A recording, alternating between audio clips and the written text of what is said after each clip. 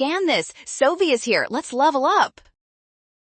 Graph questions get easy fast when you track the shift direction, so watch this and lock in which event moves Bellomo from B to C. The graph shows a rightward shift, so start by asking which side of the economy moved.